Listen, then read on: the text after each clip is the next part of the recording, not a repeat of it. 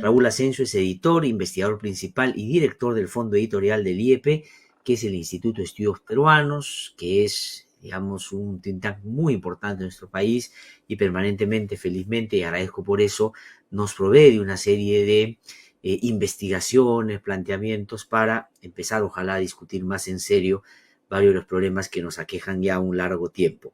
Raúl, ¿cómo estás? Qué gusto saludarte. Muy buenos días. Gracias por atendernos. Glatzer, buenos días. Como siempre, un gusto conversar contigo. No, el gusto es mío. Yo quisiera comenzar preguntándote por algo que tú has puesto en tus redes sociales, en el Twitter, y sobre el punto sobre el cual quisiera que desarrolles un poquito más tu análisis y reflexión el día de hoy. Y esto a propósito de que, por supuesto, en los últimos tiempos, y con razón, hemos venido haciendo notar que hay una actitud sistemática de un sector que hoy día está en la oposición de querer romper con un principio fundamental del sistema democrático, que es el no respetar los resultados de una elección, y han generado toda una trama para evitar ponerse en la posición que les corresponde.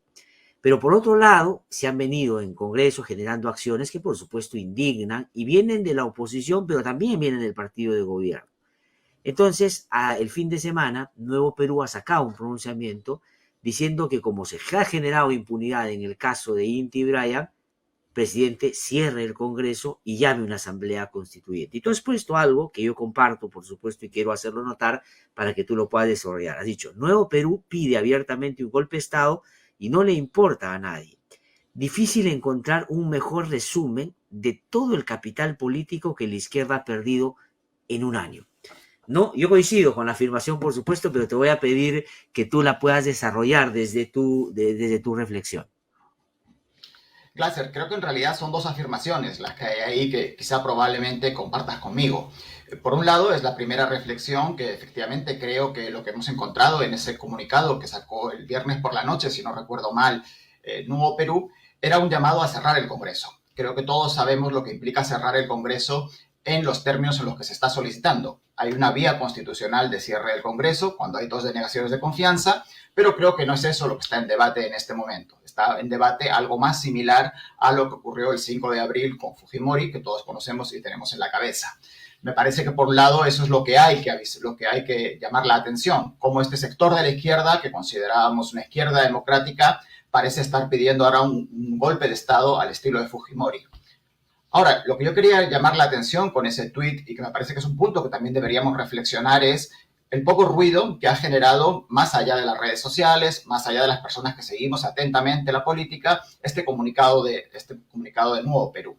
Si este comunicado hubiera tenido lugar hace un año, en el momento postelectoral, en la asunción de Castillo, probablemente hubiera sido el tema de discusión, el gran tema de discusión durante todo el fin de semana, no solamente en los ámbitos políticos, sino en general. Pero en realidad ha pasado casi desapercibido. Y creo que el hecho de que haya pasado tan desapercibido, más allá de quienes seguimos de cerca la política, nos muestra justamente el capital político que ha perdido la izquierda. Cómo la izquierda ha perdido la oportunidad de ser relevante para este país y se ha convertido o ha vuelto a ser lo que era hasta 2020-2021, prácticamente irrelevante para el debate.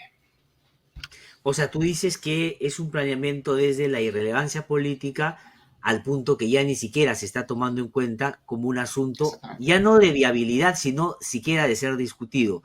¿Y por qué crees tú que se ha descapitalizado tanto? Voy a poner dos referencias importantes que creo yo, o tres, que van a ser fundamentales para tu análisis. Primero, en el 2016 fueron la tercera candidatura con más alta votación y casi pasa Verónica Mendoza a segunda vuelta.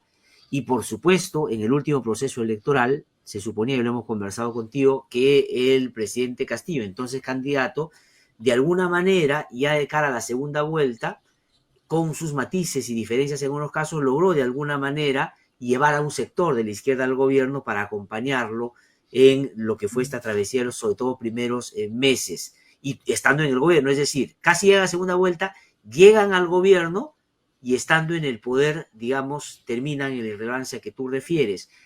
¿Qué cosa ha pasado desde tu punto de vista?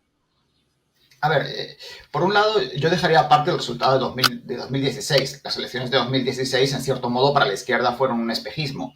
Espejismo en el sentido de que la candidatura de Mendoza despegó a partir del momento en el cual se anularon las candidaturas de Acuña y de Guzmán, por un lado. Entonces, esos resultados de 2016 tienen, en cierta manera, algo de espejismo y no se vieron refrendados por las elecciones locales posteriores. Respecto al otro, que me parece el punto más interesante, efectivamente, la izquierda tenía un gran capital político hace ahora un año. ¿Qué ha pasado? Básicamente lo que creo que ha pasado es lo que ha pasado con el gobierno. El gobierno se ha ido derrumbando, en una espiral de incapacidad, de confrontaciones internas, de falta de claridad del programa.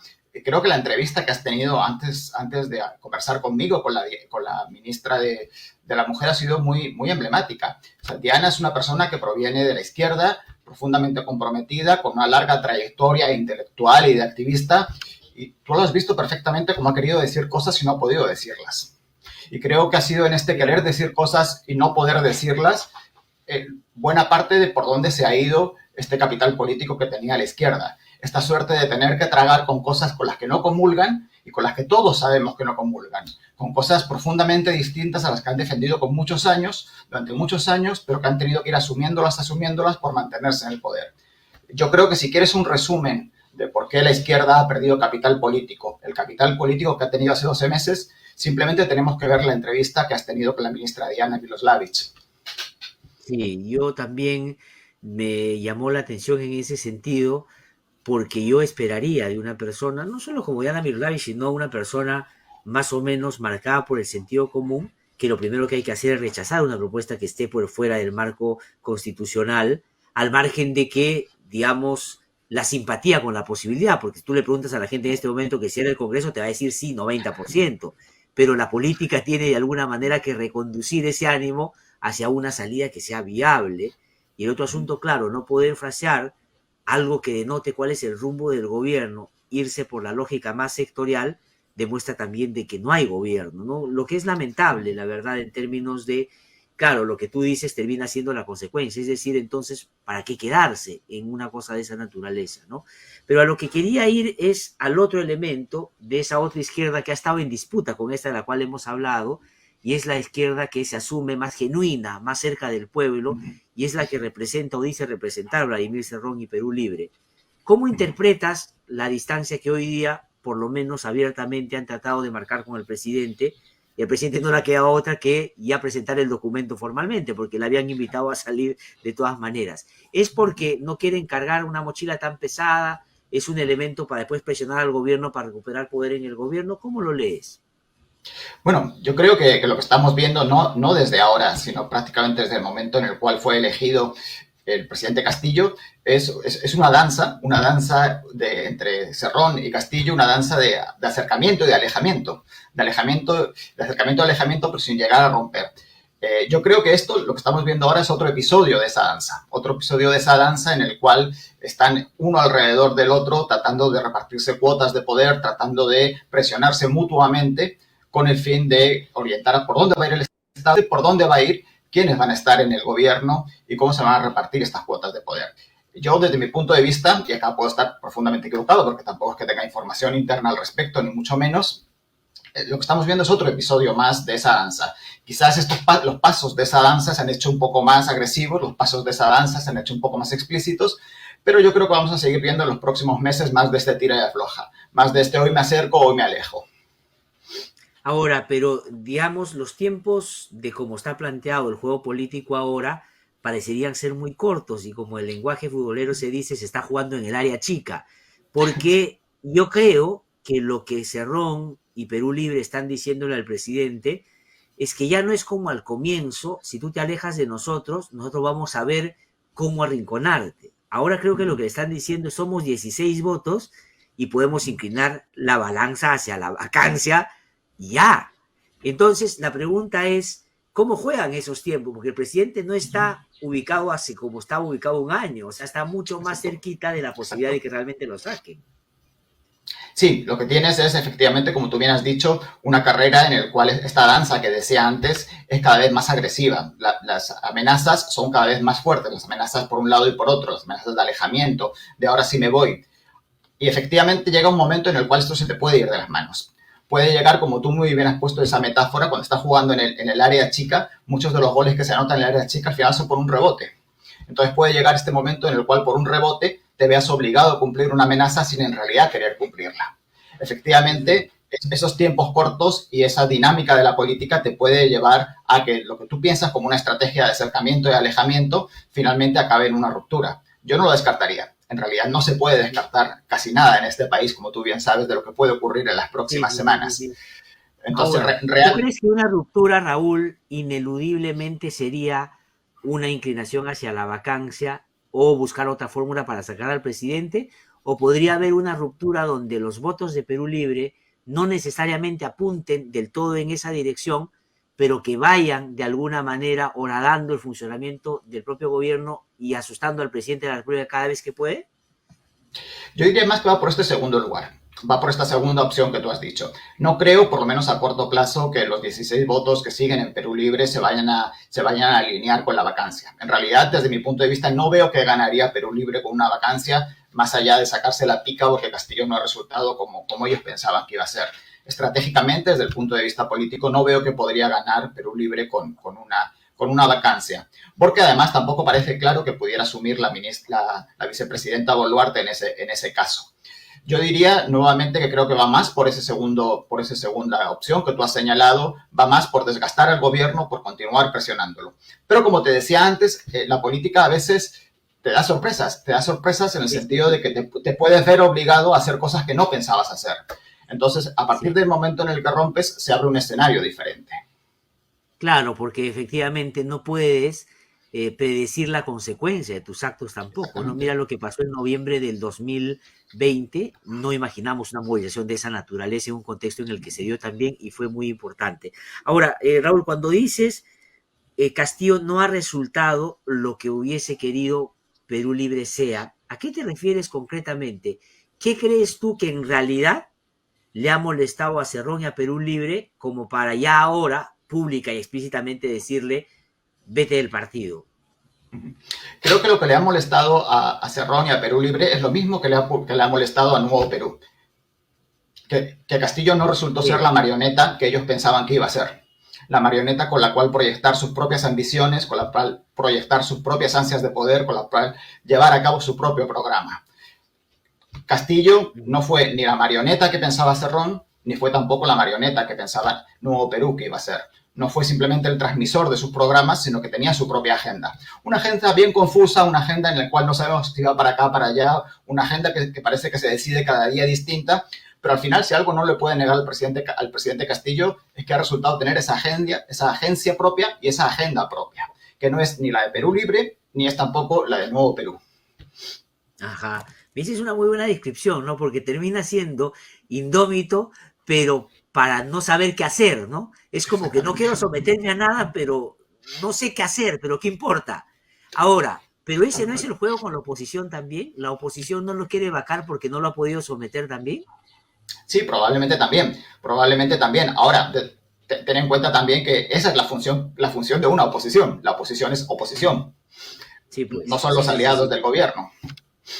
Claro, lo que pasa es que efectivamente la oposición, en este caso, a diferencia de las oposiciones que han sido muy severas previamente al gobierno de Castillo, con esta se pusieron más rápido el objetivo, más tempranamente el objetivo de querer sacarlo y no necesariamente buscar Sí, dominarlo, ¿no? Aunque sí. yo digo, y he hecho esta pregunta ya a otros colegas tuyos, especialistas y que tienen esta aproximación a la ciencia social que tanto nos ayuda, ¿cuál es la diferencia sustantiva entre el presidente y la oposición? Yo he dicho que hay una solamente, en el resto están bien matizaditos, que el presidente se quiere quedar a como dé lugar y que la oposición lo quiere sacar a como dé lugar.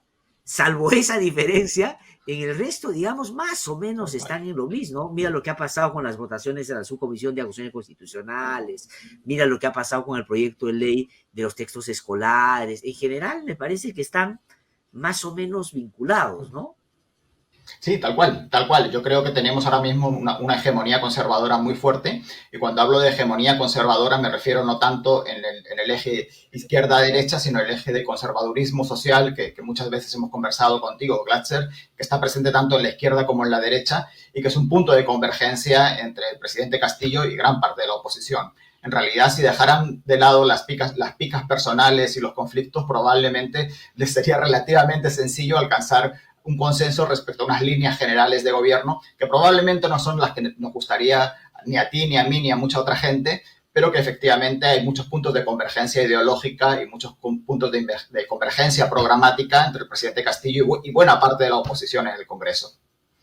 Sí, bueno, tú como estudioso de las ciencias sociales, claro, los consensos, yo siempre digo, nos deben alegrar porque son producto de acuerdos, pero en el Perú asustan cuando la política está polarizada con los intereses que tenemos, ¿no? Yo cada vez que dicen, oye, se han puesto de acuerdo, lo primero que hago es asustarme porque, digamos, que habrá bajo Sí. la mesa. Lamentablemente, esa ha terminado siendo la regla. Y la salida, ¿no? Por ejemplo, ahora hay un grupo de gente, sobre todo joven, que está recogiendo firmas bajo la idea de que hay que adelantar las elecciones, forzando de alguna manera una reforma política para que no salga exactamente lo mismo después de que ésta se produzca. Y en esa línea está Sagasti y otros, pero que no necesariamente está aprendiendo como uno hubiese imaginado viendo las encuestas, ¿no? Que la gente dice que se vayan todos de una vez.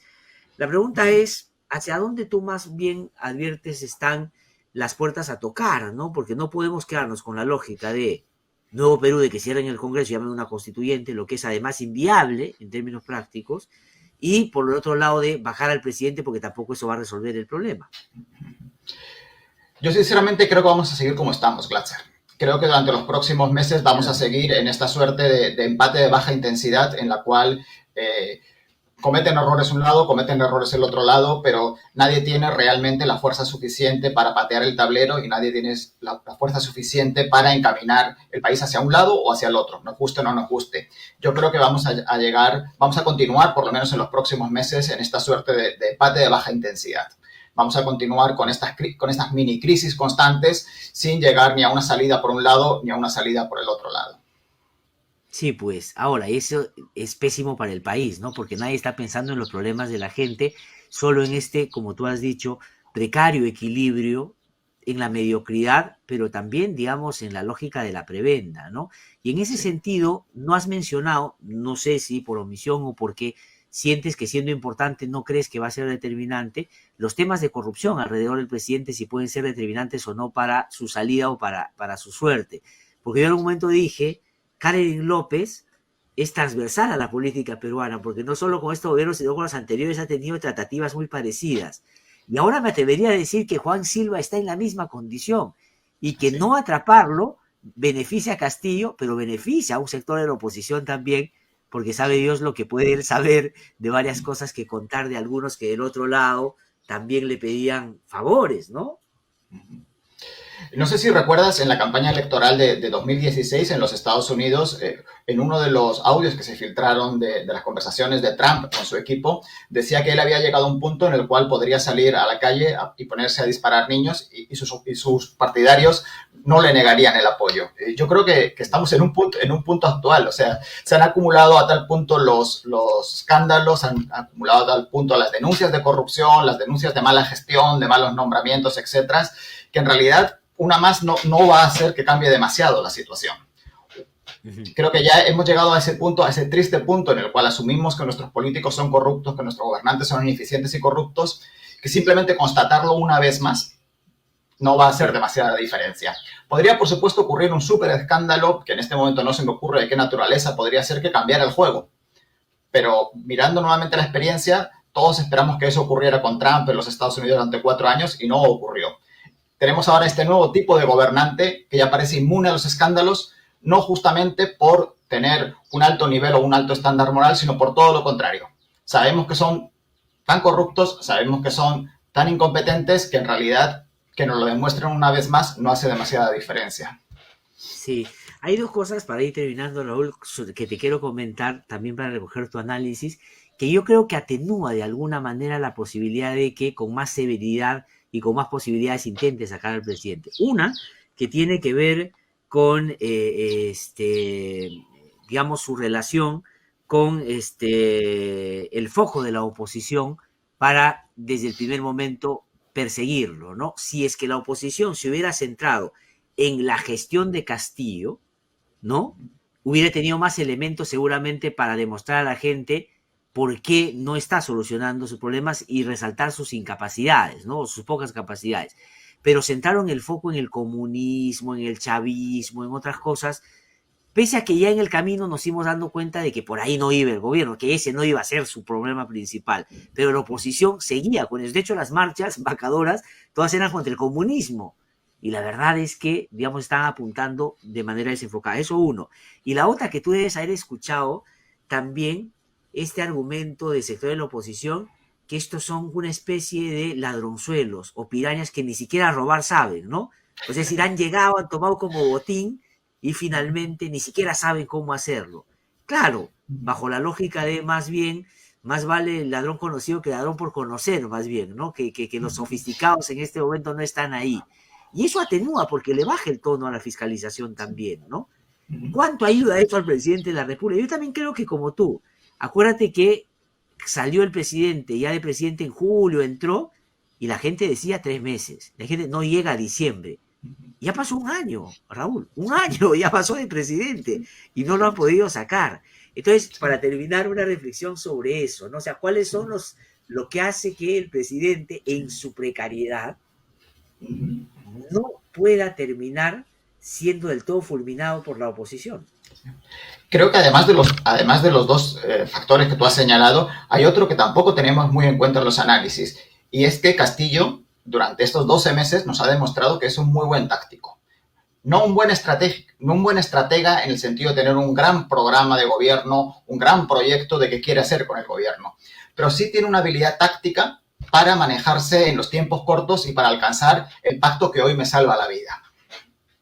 Sí. Creo que esto viene de su propia trayectoria previa como sindicalista, de su propia trayectoria previa como activista. Esa capacidad para maniobrar en corto y para salvar el día me parece que es un factor con el cual no habíamos incluido en nuestros análisis y que ayuda también a explicar por qué crisis tras crisis el gobierno sigue ahí, por qué sobrevivió esos 3 meses que tú mencionabas, va a sobrevivir un año y probablemente desde mi punto de vista va a seguir sobreviviendo por lo menos a medio plazo. Creo que ese es otro factor que no le reconocemos al presidente Castillo y es su capacidad táctica para maniobrar en corto y para salvar el día. Sí, sí, yo creo que se le ha, como tú bien dices, subestimado ahí, porque él ha hecho un hecho que en política, digamos, no voy a decir que el presidente es virtuoso por eso, pero que es virtuoso, que es, yo lo he dicho, ha logrado hacerle notar al Congreso que de su suerte depende la suerte del Congreso, ¿no? O sea, ha dicho, ya, me sacan, pero se van ustedes también. La última encuesta del IEP dice que solo el 3%, o sea, nada, porque ese es el margen de error, cree que la salida es que se vaya Castillo y que se quede el Congreso. O sea, él ha logrado, creo, decirle, ya, perfecto, me voy, ya pues, me voy, pero se van conmigo. Y ese es un elemento también que para las arremetidas, me da la impresión. Yo conozco a varios congresistas que no estarían bajo ninguna circunstancia en el interés de adelantar su retorno a casa. O sea, además con el desprestigio de haber pasado por un congreso de este tipo, ¿qué hacen después? Sí, sin duda. Ese que tú señalas es probablemente el principal factor que explica por qué hasta ahora no han sido capaces de destituir a Castillo. Y es que son absoluta y plenamente conscientes de que la salida de Castillo implica también su propia salida. Eso es en parte habilidad de Castillo y en parte habilidad del ejemplo de lo que ocurrió con el caso de Merino. Efectivamente, ahora la valla para las destituciones se ha puesto un poquito más alta. Un poquito más alta no en el sentido de que sea más difícil lograrlas, sino en el sentido de que los congresistas son ahora conscientes de cuáles pueden ser las consecuencias de una destitución presidencial. Exactamente. Raúl, te agradezco muchísimo.